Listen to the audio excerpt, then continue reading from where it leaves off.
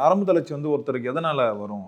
வயசானா வரும், சரியான உணவு பழக்க வழக்கங்கள் இல்லைன்னா வரும், பழங்கள் சாப்பிடலன்னா வரும். ஏன்னா நரம்பு தளர்ச்சிக்கு நூற்றுக்கணக்கான காரணங்கள். மன அழுத்தத்துலேயும் வரும், சிகரெட் குடிக்கிறது, போதைப் பொருள் பயன்படுத்துறது எல்லாத்துலேயும் வரும், எல்லாத்துலேயும் வரும். அது சாதாரணமாக வர்றதுனாக்கா உணவுகளை வந்து சரியான விகிதாச்சார உணவு நீங்கள் சரியாக சாப்பிடலன்னா, ஏன்னா நம்முடைய உணவு நம்ம பார்த்திங்கன்னாக்கா சாதம் சாப்பிடணும். சாதத்தை இவ்வளோ உயரத்துக்கு குவிச்சிக்கிட்டு அதில் ஒரு குழியை தோண்டி அதில் சாம்பார் ஊற்றி தின்னுட்டு போயிடுறோம். காய்கறி சேர்த்துறதில்ல, ஒன்றும் சேர்த்துறதில்ல, பழங்கள் சேர்த்துறதில்ல. சைவ உணவில் வந்து உங்களுக்கு புரோட்டீன் இருக்காது. சாம்பாரில் பருப்பு விட்றீங்க, அந்த பருப்பு பத்தாது. ஒரு நான்வெஜ் வேணும்.